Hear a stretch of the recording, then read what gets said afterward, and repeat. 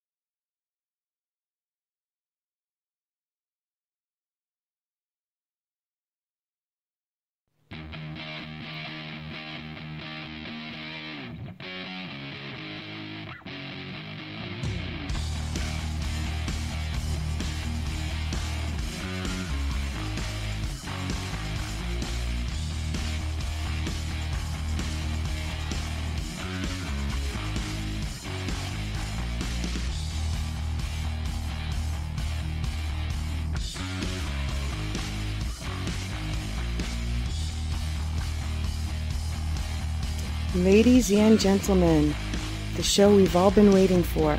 Paranormal Buzz Radio is proud to present REP Paranormal and Friends with your hosts, Kim Purvis and Allison Robinson.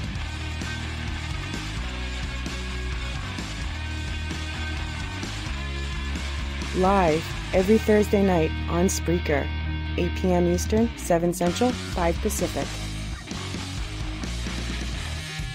Be sure to check out their Facebook page, REP Paranormal Busters.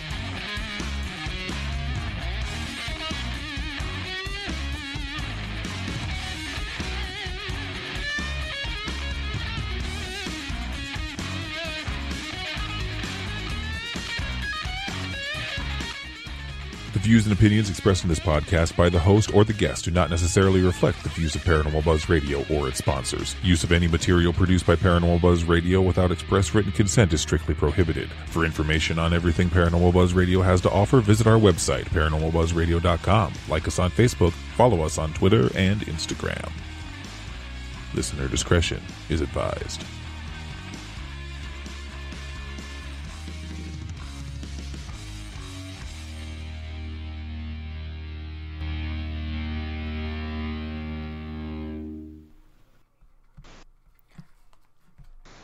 Alright, welcome everybody to another night of REP Paranormal and Friends. Sorry about the delay there. I'm not sure what was going on with our intro. It started and kind of stopped, but we got it working now, so it's all good.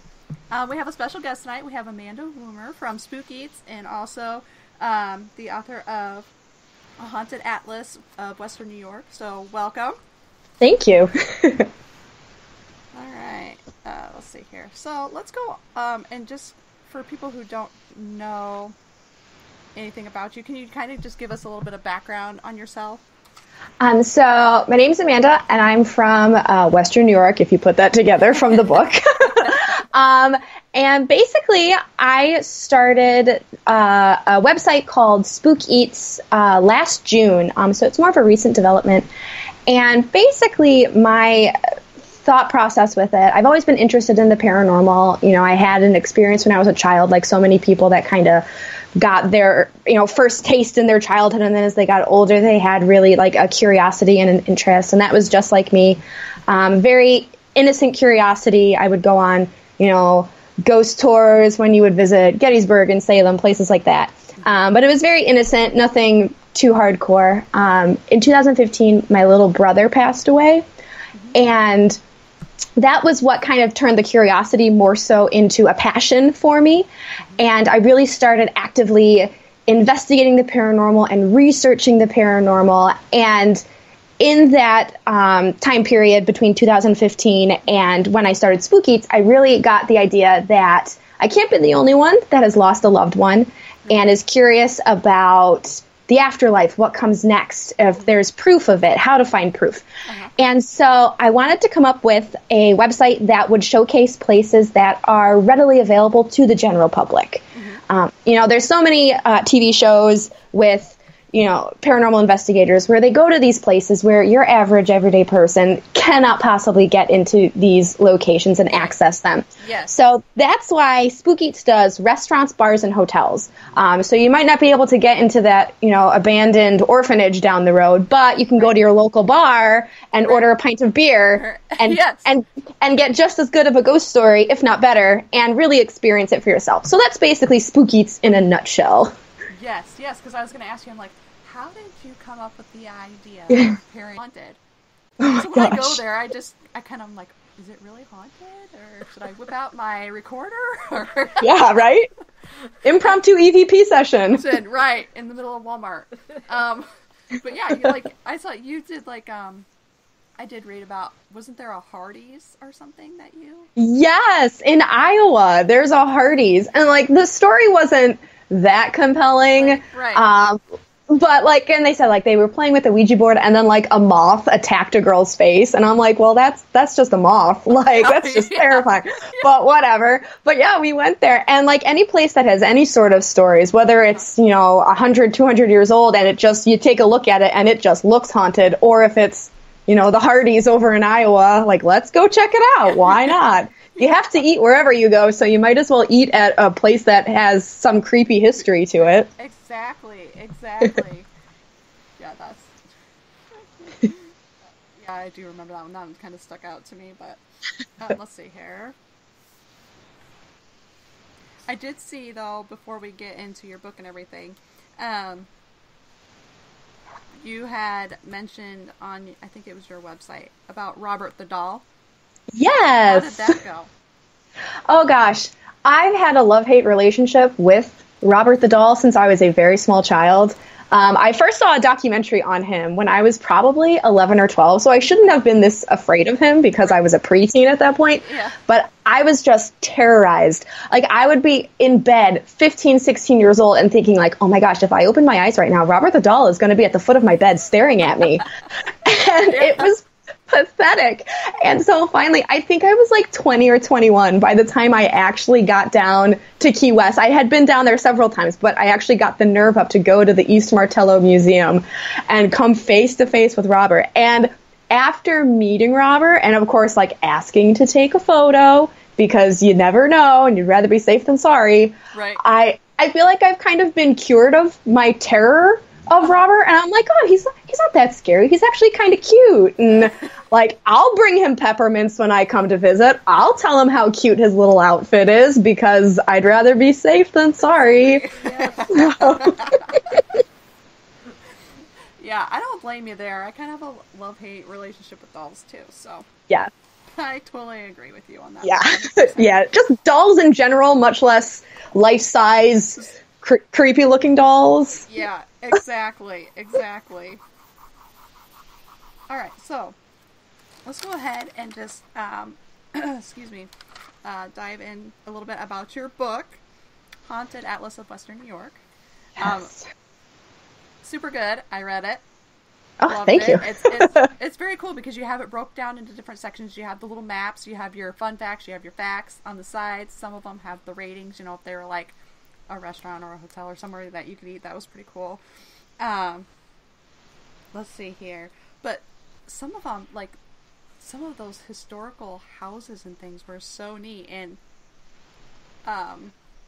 did you go and, visit all of those? Or did you just research them and write about them? Or... My goal when I first started working on this was I wanted to try to visit at least as many places as I possibly could. Mm-hmm. There are some places in the book where it's, a house used to stand here, but it got, it burned down, so now it's just a vacant lot. And I was I don't have time to track down vacant lots. Right. But the majority of places I did manage to get to, whether I actually got to like get in and investigate or just visit it and see it with my own eyes. My goal was to be able to, like, every photo that's featured in the book, I took myself unless otherwise noted. There's several ghost pictures that I obviously didn't take those. I'm not lucky enough to do that. So yeah, I was able to visit almost all of them. Again, there was a few and like some roads where I'm like, I'm not going to drive 2 hours just to take a picture of a road. Yeah. And it's fun because the majority of the places in the book are accessible to the public. A lot of them are museums and cemeteries and all these places that are actually open to the public. You know, restaurants and hotels, which is the Spook Eats thing that I try to steer more towards. But yeah, it was fun. Let's see here. You had a couple interesting ones. Well, there was the Spring Valley Road with the albino Bigfoot. Yes. That was fun because I was actually researching two different things and they kind of came together as one, and I was like, this is wild. Like, I was just researching, because there's a few cryptids included in the book, just for fun. Why not? Yeah. And I was just researching on this Bigfoot sightings database, and they were talking about, this woman was like a great description of her encounter.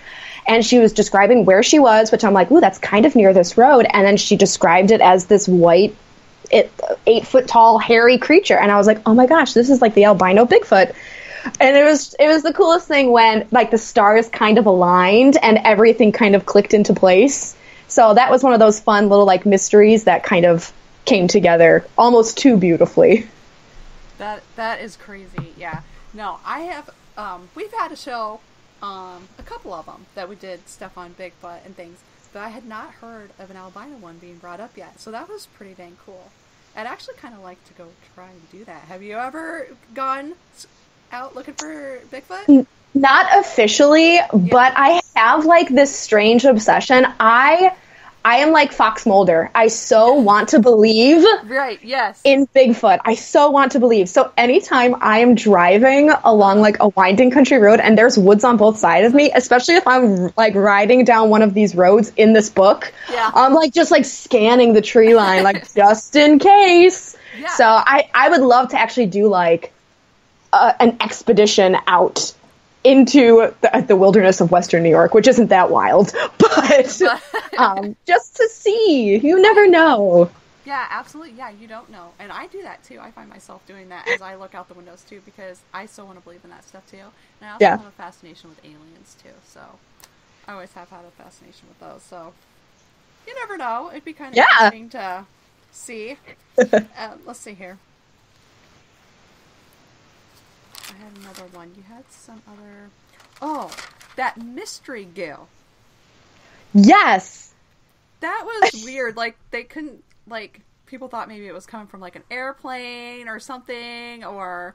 Yeah. So, basically, for those of you who haven't read the book, several years ago, it's somewhat recent, this mystery goo fell from the sky over, like, a couple blocks in this town, and it like stained people's houses, and there were like green and yellow icicles, and people were like, oh, it's, you know, the frozen human waste from airplanes, or no, the birds have been eating fast food and they're getting sick, which is just super disgusting to think about. And then other people said it was like, I believe it was called the Red Rain over in India, and it had like extraterrestrial origins, like they couldn't identify whatever it was in this red rain, so people think it might have been extraterrestrial, which I was super excited to find, because I'm like, it's paranormal, like it's outside of the realm of normal. Just because it's not a ghost, it totally counts. Right, yeah, absolutely.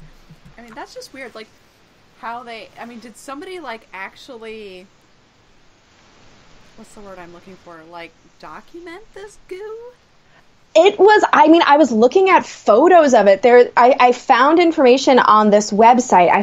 The names, it evades me at the moment, and they had photos of people's, like the icicles on people's houses, and you're like, those are green icicles. Like, that's not natural. This is disgusting. That's gross. So I'm like, glad I didn't live in that town. No offense. Oh. That is so gross. Okay, I'm gonna break it up here for just a moment. I'm just to answer a couple questions before we get too bogged down with them in chat. Matt said for Bigfoot, you should go to. Oh, okay. So Matt says to travel to Eastern New York to Whitehall for some squatching. So if you're looking for Bigfoot, that's an area to go look. Alrighty. Okay, let's see here. I know we had a couple. I got them. Okay. Kim's writing them down. I'm kind of keeping track of... that way I didn't have to go backwards. Yeah. Let's see. What's your favorite spot you have been to, and did you do an investigation? Ooh. It's kind of cheating to use this as my answer, but I'm going to stick with it. It's the Ghostlight Theater. It's in North Tonawanda.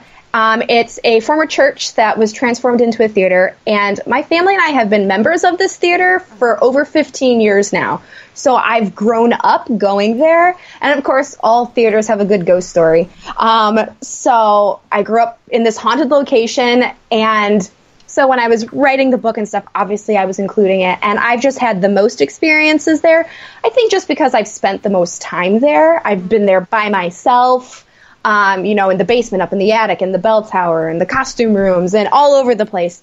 And I've been on several investigations there. I tend to capture EVPs, like that's my thing. Mm-hmm. I like just to sit in a room by myself and just ask questions and see if I get anything. Uh-huh. And that's where I get results. I never capture video. I never capture photos. It kills me to admit it, but EVP is where it's at for me. Great. And, on an investigation, I was down in the basement, and this was after my brother had passed away. And in my mind, I'm thinking, I'm not going out there searching for my brother because that's a dangerous bridge to cross. I don't want to mess with it. Right. But in my head, I was like, if he's going to be anywhere tonight, it's going to be here. His best friends are here. I'm here. My parents are here. Dude, if you're here, just let me know that you're okay. All I need to know is that you're okay. Right. So at that time, I captured an EVP down in the basement of what sounded like my brother at 11 years old. He passed when he was 19, saying, "I'm fine." It sounded just like him, crystal clear. Oh, wow. And in the exact same spot, a friend of mine who was also on the investigation, on her phone, she got a photo that looks like my brother at 11 years old. And it actually looks identical to a family photo that we have that she didn't have access to. Uh-huh. And it's mind-boggling to see it side by side. So it was cool to have the EVP captured and the photo in the same spot. So that's always my favorite story, my favorite experience in an investigation, and my favorite place just to visit in general, but then also to investigate because it's very, very active. That's awesome. When you were talking about that, I got goosebumps. I did. I totally got goosebumps. I was like, oh, that gave me chills so bad. Let's see here. We have another one. There's the next one. Okay. She's got them written down for me. Yep. Let's see. What's your favorite device to use on investigation? Well, kind of answered it. I like to use the digital recorder.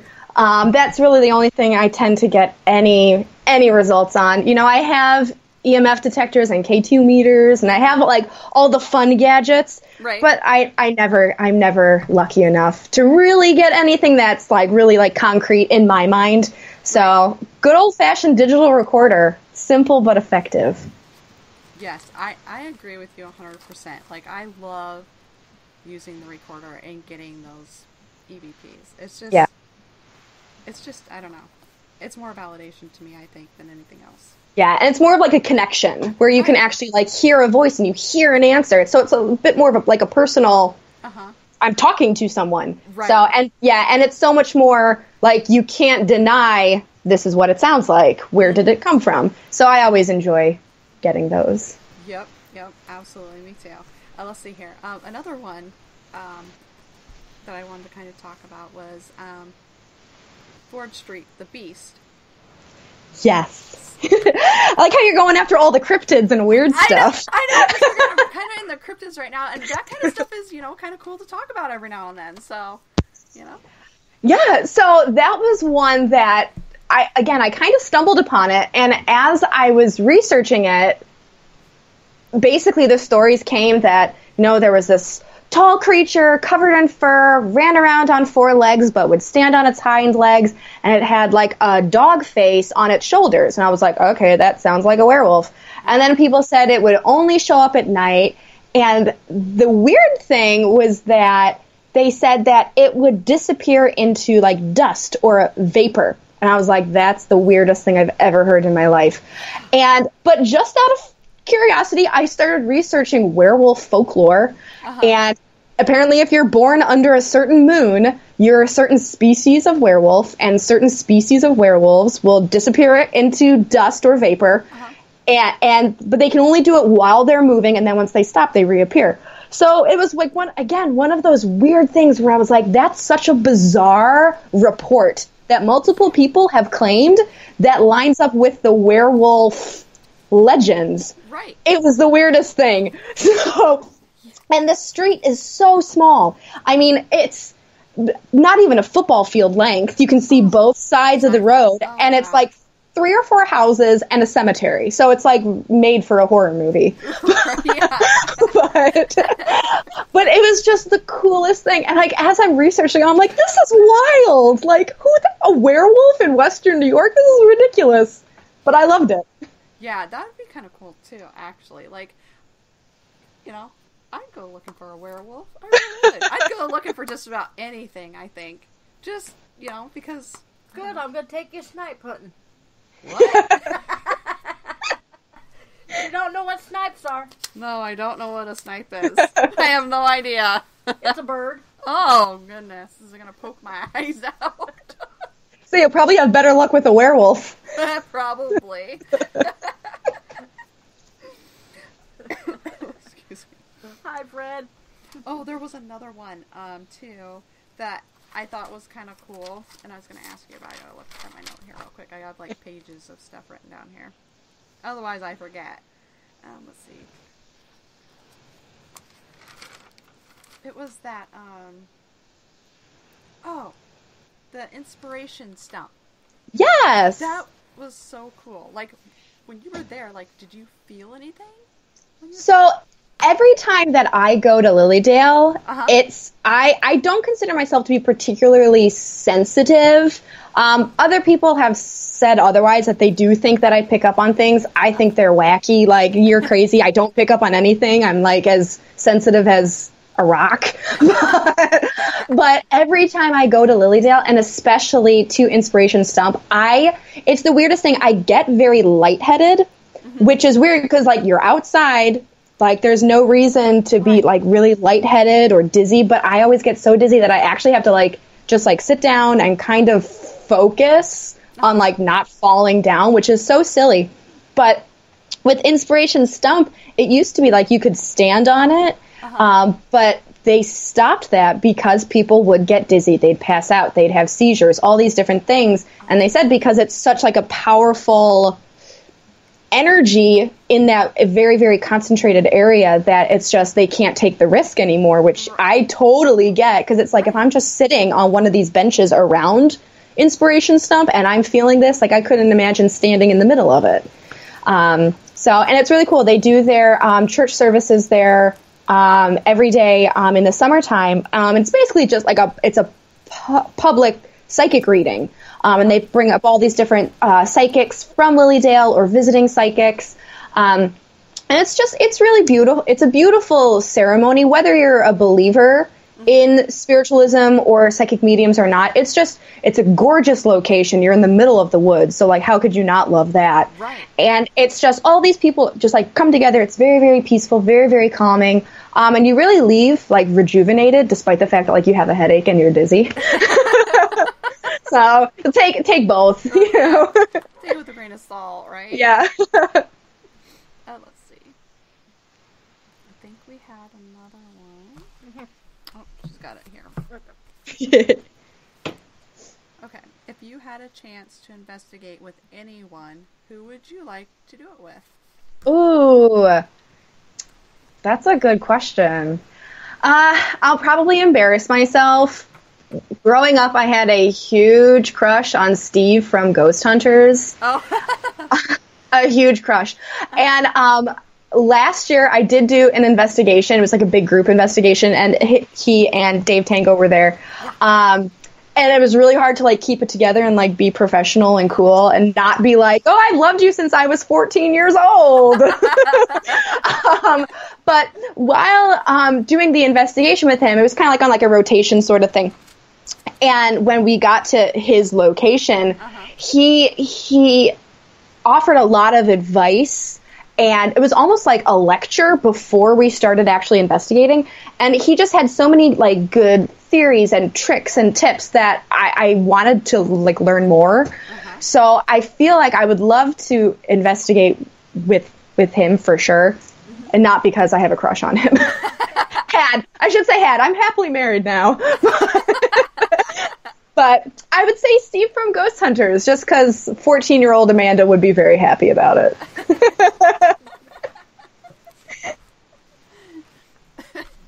And now I've embarrassed myself. No, you That's did. okay. I had a crush on Grant, so when There we go. On, so. Oh, that's great. Okay, so let's see here. I had another one. Oh, I know which one it was. I think it was the Pink House. Yes! This place, it looks like a Barbie dream house. Oh my gosh, I was like, really? Is it like Pepto-Bismol pink? It is Pepto-Bismol pink. Oh my gosh. It is like so not understated and just like really, it's a ghastly pink. When I was researching, I was like, oh, it can't be that pink. And like I actually like drove to it and I was like, oh my God, it is pink. And it's so interesting because like the history of the house really lines up with the ghost story of sorts.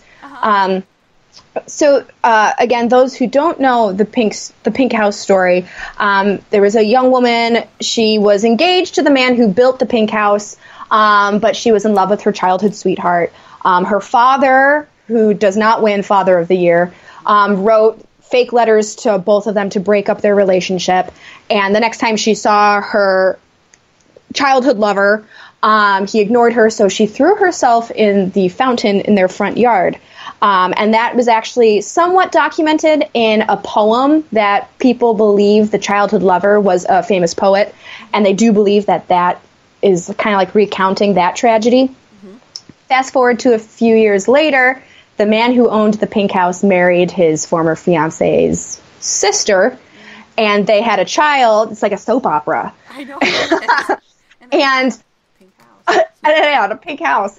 And according to legend, the spirit of the young woman led the child to the same well and drowned. And history does say that the child did drown in this fountain in the front yard.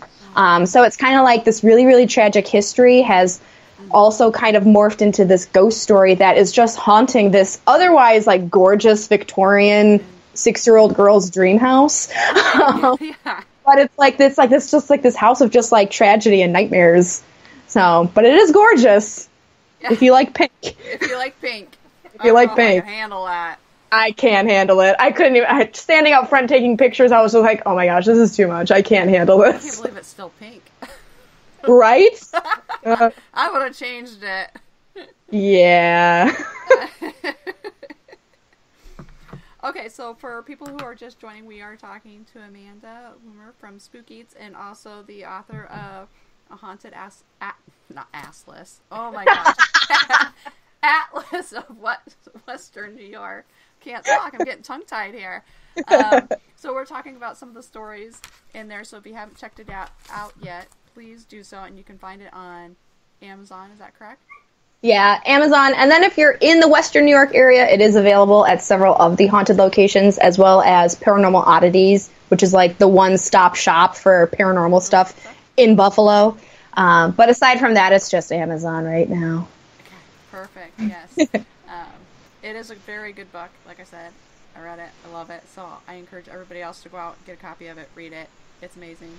Find some areas that you can go and check out. And there are some really crazy things. You've got also that, like the Silver Lake serpent was another one that was kind of interesting too. Yes, like kind of like the lesser known Loch Ness monster's cousin, twice removed. Yeah, something like that. Yeah. Yeah. And it was so funny because I recently was reading, one of my friends published a book called Monsters in Print. And it's all about these cryptids found in newspaper articles throughout the last 200 years. And I'm reading one of them and I was like, this sounds like the Silver Lake serpent. Like, I don't know what he's talking about. And I actually got to the end of it. I was like, oh, it was the Silver Lake serpent. Okay, that's cool. So, but yeah, like around here we have Bessie, the Lake Erie monster, which is a total knockoff of Nessie. Right. And then you travel to the other lakes of New York, and I mean, Silver Lake is tiny compared to, Lake Erie and Loch Ness. So, I mean, the likelihood of something as big as how it was described as being like 40 feet long, that's like half the length of the whole thing. So, but it was cool. Especially, there was Native American legends surrounding the lake and something living in the lake. And then, in the 1800s, these sightings came up and over 100 people claimed to see it in a single summer. So you think it has some validity to it, but you never know. You never know. You see pictures and things that people have taken of like Nessie or whatever. Yeah. They're always so blurry, you can't really tell. Right? So. Yeah, I was recently in Scotland over the summer, and we went to Loch Ness, and I'm just thinking, like, I don't know how. It's so expansive, it's so long, it's so deep, and, like, the water is just jet black. It's freaky. And the whole time I'm trying to be like, oh, was that Nessie? Was that her? So we were actually there. We pulled up to the Loch Ness Monster exhibit, and there were all these camera crews, and my whole family. And like my dad is a super skeptic. My husband's like the healthy skeptic, and we're all like, did they have a sighting? Like, was there a Nessie sighting? And it was the day they were announcing it was like a giant eel or something, and we were like, oh, that's super lame. So. Yeah, for an eel. Okay. I know. What was it? So. Yeah, that's crazy. Yeah. So I still believe in Nessie. Yeah, you never, like I said, you never know what's really out there. You really don't. Yeah. You really don't. There could be a lot of crazy things out there that we don't know about. Like, I can't remember if it was in your book or on the website, because I was reading both things. But like the little people. Yeah, that was in the book. Yes, okay, yes. I couldn't remember if it was in the book or if it was on your website, because I had read both things and I was like, but yeah, that was weird too, the little people. I was like, what? And it's so interesting whenever you come across things like that, because literally every single culture has a little people. You have like the leprechauns, the little people, brownies. Like you have all these things. So it's like there's got to be a reason why, right? Right, yeah, exactly. You just don't know. You really don't. That's not nice talking about me like that. This over here is like barely 5 foot.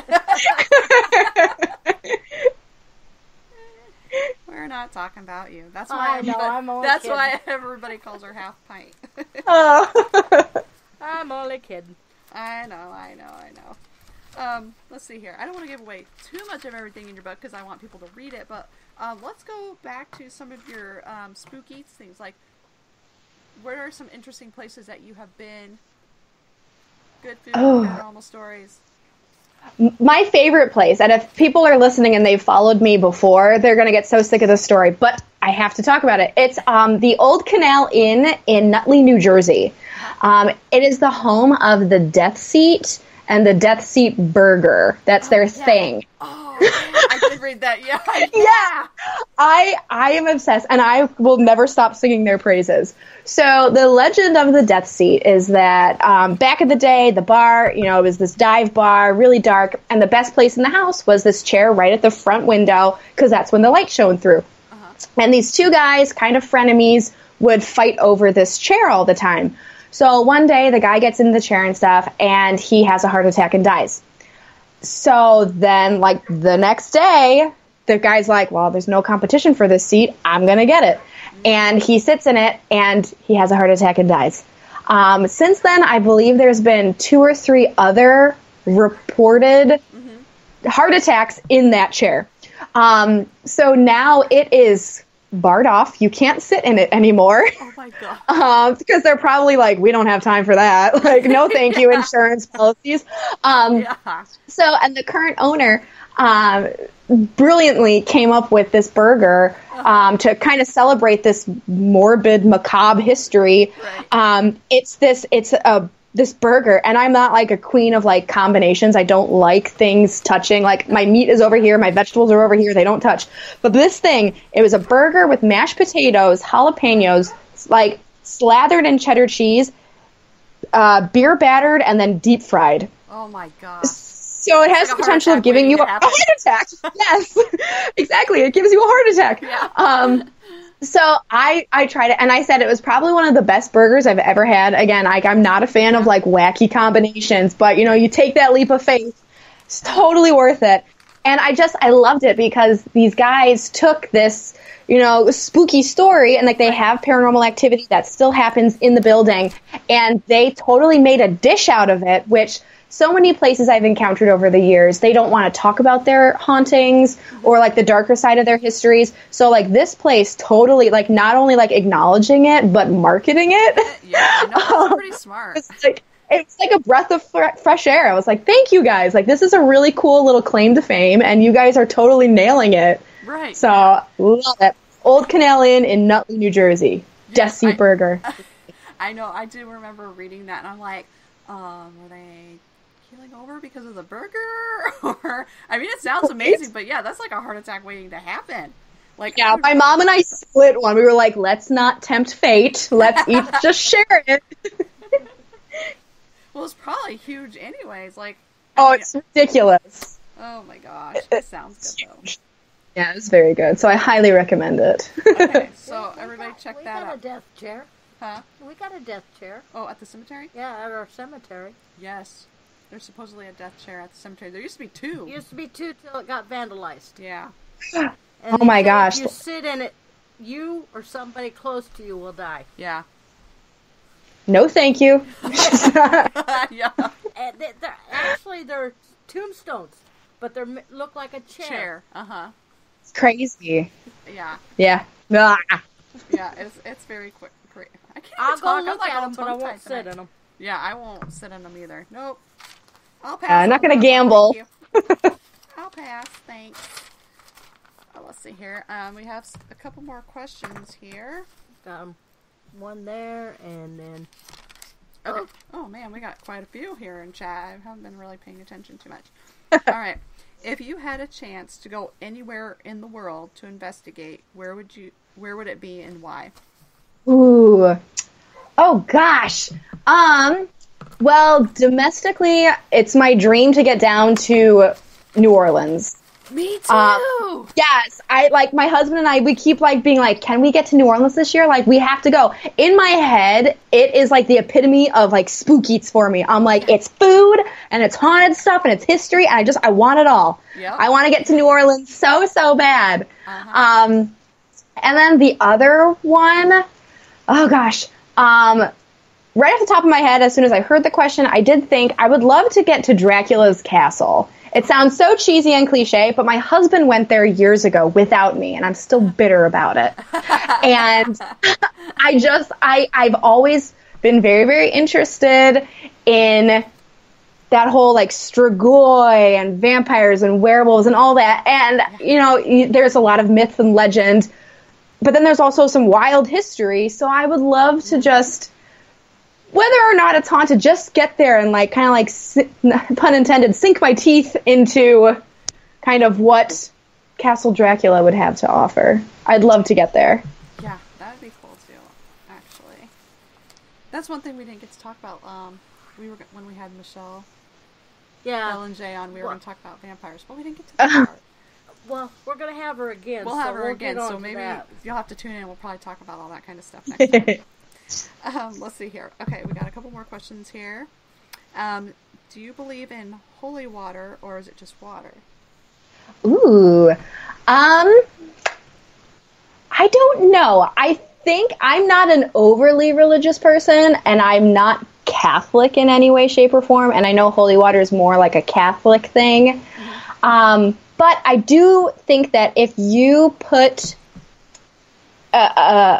your faith in something and you put, an importance into it, whether it's a crucifix or a gemstone or, sage or something like that, if you put power into something and you believe in that power, right. I do think that it could potentially protect you or stir up activity, depending on right. what you're dealing with.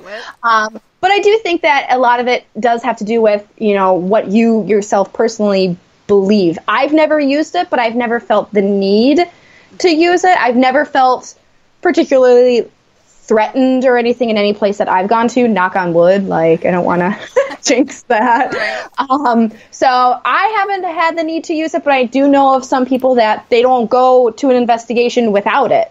And there's some locations I've been to where they actually offer either, kind of like a sage smudge before you leave or holy water before you leave, just in case. So it's a good question, though. Wow. Yeah, we have quite a few in here. Let's see here.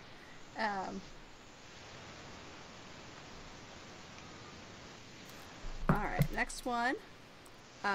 What are your feelings on shadow people? Oh, I've heard in researching, mm-hmm. I've heard very conflicting opinions on what a shadow person might be. I've heard some reports that it's just a regular person and that's just how they present themselves, as darker. They might even be more of a depressed spirit, for lack of a better word. Other things you hear is that no, it's like a non-human entity. It's something completely different beyond your realm of understanding. Beware of the shadow people.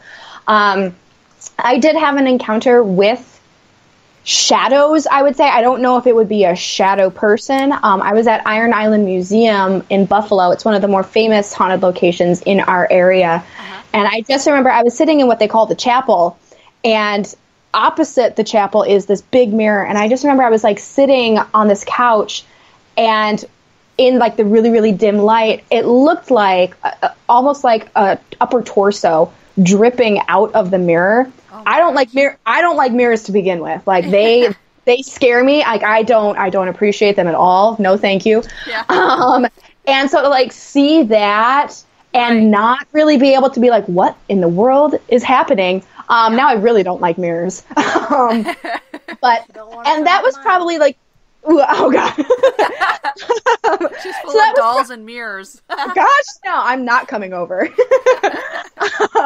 So that was probably the only time I've really felt uneasy. Whether or not it was because it was a shadow person or it was just something coming out of a friggin' mirror. I don't know. So I still, I would love to hear, other people's opinions on shadow people, because I feel it's still kind of, up for debate. Some people are really, really, confident, it's just a kind of human spirit, no big deal, and other people saying, no, it's more of a darker thing that you should watch out for. Right. So, I'm not sure.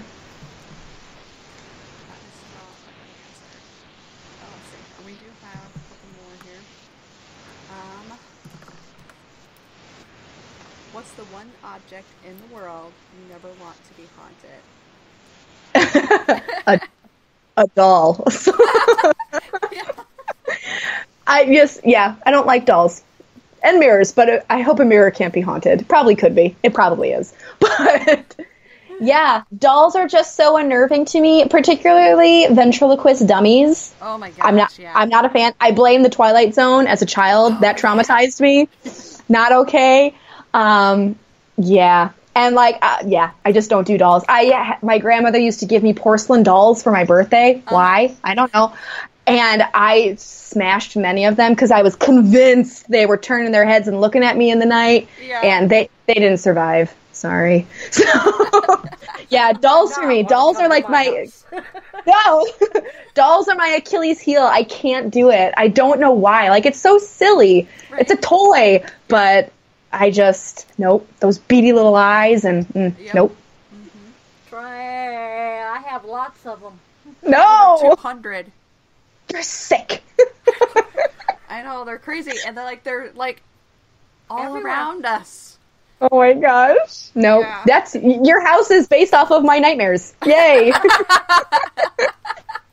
I think there was like a Are You Afraid of the Dark episode one time too with like dolls on there. I'm pretty sure. Yeah, probably. Because they're scary. They are. Some of them I'm like okay with, but like others I'm like, nope. Not having it. Get it away from me. Nick, they're just dolls. See, I'm lagging in chat right now, so it's like... They were my mom's collection. Oh, haunted items or just dolls. Okay, gotcha, yeah. Just dolls. We did have one... Kim did have a doll sent to her, though. Oh, gosh. I've had a doll sent to me. And at first, when she showed me pictures, I was like, I'm not too sure about it. And then I came over for the show, and I held her, and she sat on my lap the whole show. Like, she felt warm. Like... Oh, my gosh. Nope. Yep. Nope. So, like, I have this thing with her, and I'm like, I'm surprised, like, I kept thinking about her all day today, but yet I haven't taken her out of the case. So... Oh, my gosh. It's weird, because I don't like dolls, but for some reason I'm attached to that one. I was going to say, you like that one. Maybe she's attached to you. Oh. Probably. I wouldn't doubt it. I have that effect on dolls. Right now, she's safe in the china cabinet. Yes. She's Oh, kind my of falling gosh. apart. Poor doll. Not really. Her legs are broken, so she can't run after us. Is that strategically done? No. No. I wish, but I don't think so. Okay, let's see here. What are your views on psychics? Was another question we had in chat. Okay. Kind of mentioned this a little bit with Lilydale. Right. I am very hit or miss when it comes to psychic mediums. I do think that there are many, many people out there who are gifted in it and are just able to pick up on things. And I do think there are also people out there who are con artists and kind of banking on people grieving or desperate to know things. So I do think you kind of have to take everything with a grain of salt. And like if you do go to a psychic medium or you use a psychic medium on investigations or anything, you really have to go based off of your gut and find someone that you trust. Right. I have several people in my life that I 100% believe that they have a gift, and it's completely genuine. And there are other people out there that I don't buy it, and you kind of get like the red flags are raising, and you're not 100% sure. So I do think that if you ever have like that feeling in your gut, you should listen to it, because it can go either way. And unfortunately, the charlatans and con artists give a bad name for those who are genuinely gifted, which is a shame. Yeah, it is. It really is. You kind of have that in the paranormal field with some investigators too. So. Yeah, absolutely. And it gives everyone a bad name. Mm-hmm. Yep. Especially when they go around and, you know, a lot of cemeteries and things are being like vandalized and things. Which It's awful. Yeah, some of the older ones like by Edinburgh Manor, or right? Yeah, Edinburgh got Yeah. destroyed it. Mm-hmm. There's like, what? 36 we counted because we were going to take flowers the next time we went. Yeah, a lot of them my were gosh. tipped over. It's crazy. And there's a local cemetery by us that's supposed to be like very, very haunted. It's called Gudelberg. And when I went there, I had like this expectation in my mind, like, oh my gosh, we're going to Gudelberg. I was so excited, ready to go. And it is so upsetting. You see broken beer bottles and the tombstones knocked over. There's bullet holes in like the sign. Yes. I'm like, what is going on? And it's like the final resting place of a Civil War veteran and an American Revolution veteran. Oh my god. And it's just like complete disarray. And it's like, it's so heartbreaking.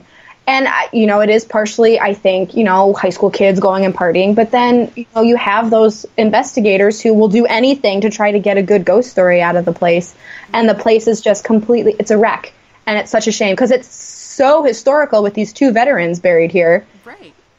On top of, you know, then you have all like these great paranormal claims and these good ghost stories. But it's just, it's so disappointing. And it puts your bad mouth in like the general public as well as like the paranormal community. You're like, who the heck is doing this? What is wrong with you? Right. Yep. That's just like Edinburgh. After ghost adventures have been there, stuff has been stolen, holes have been broken into the walls. Yeah. Oh my gosh. It's awful. Why people do that? I don't know. People are garbage. I know, they are. Oh, let's see here. Let's see here. Another question. Amityville, is it real or do you think it's a hoax?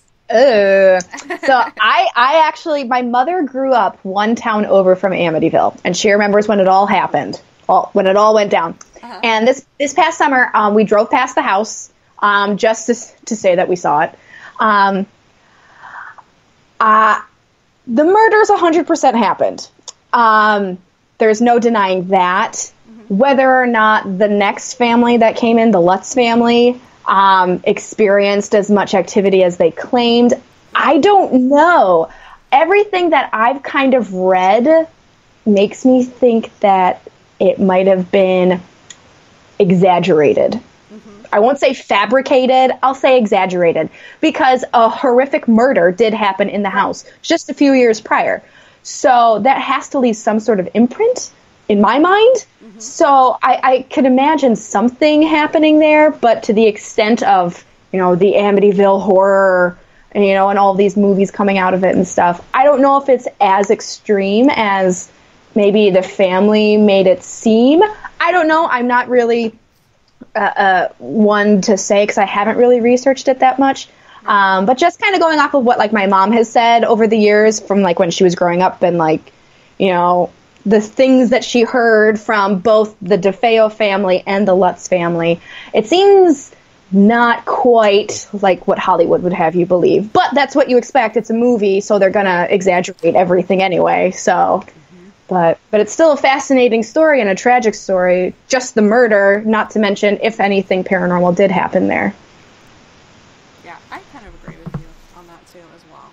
I think a little bit of it was exaggerated, as it seems like a lot of them are a little over-exaggerated, I think.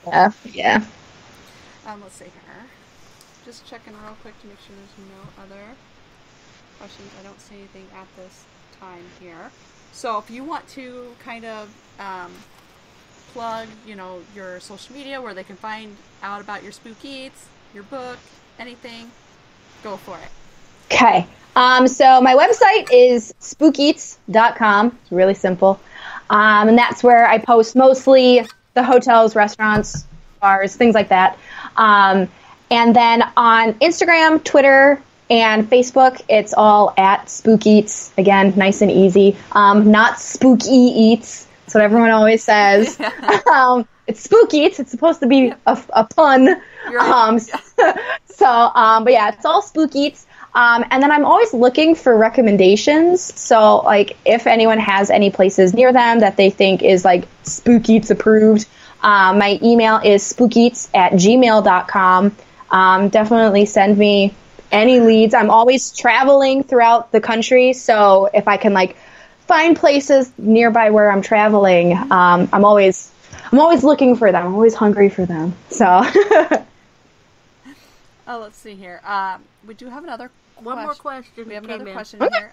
Do you use crystals? Have you ever used crystals? I have a few gemstones that I carry in my purse with me.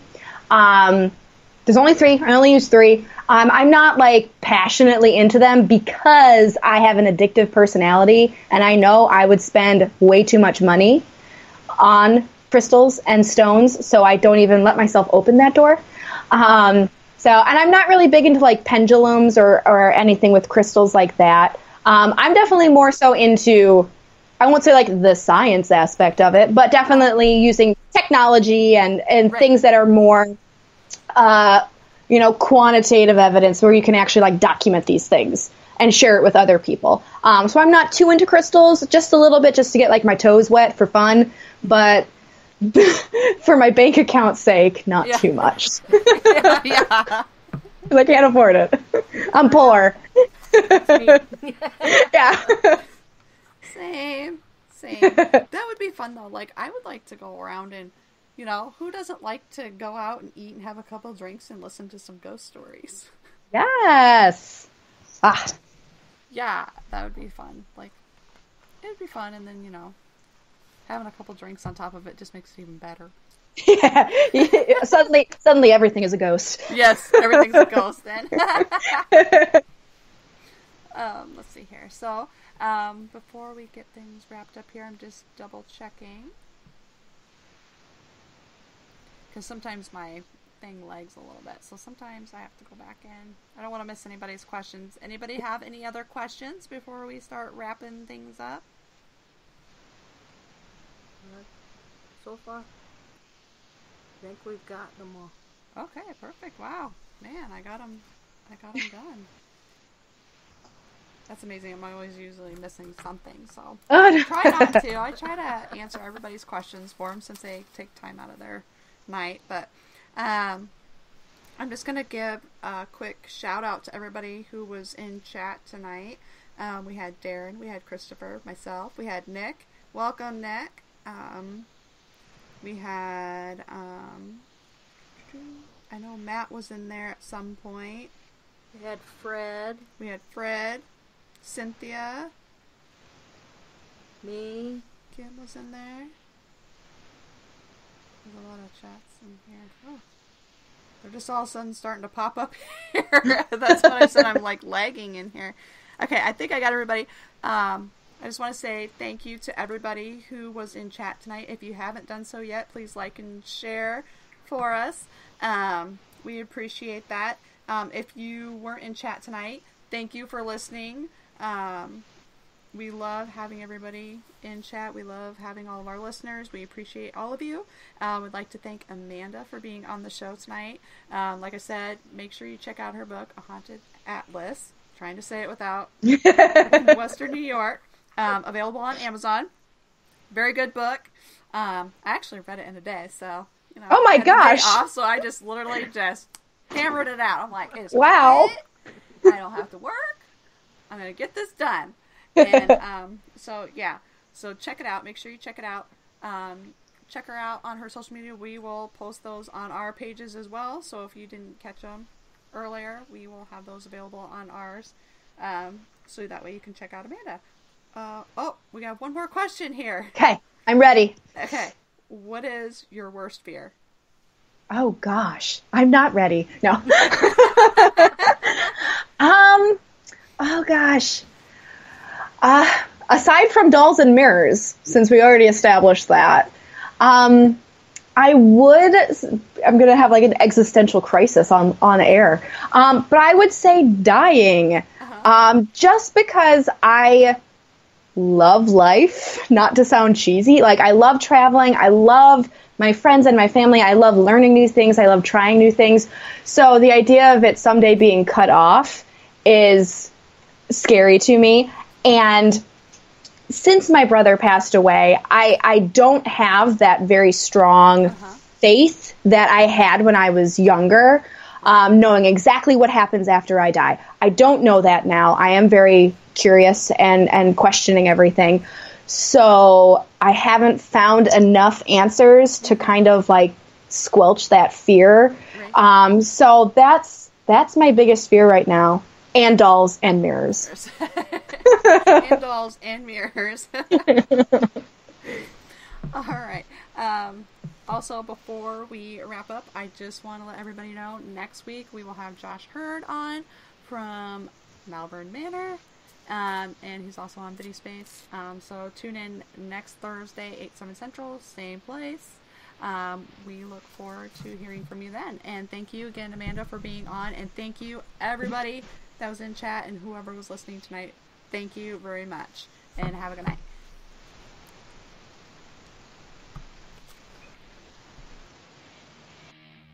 Thank you for listening to REP Paranormal and Friends. Be sure to check out Kim and Allison on Facebook at REP Paranormal Busters.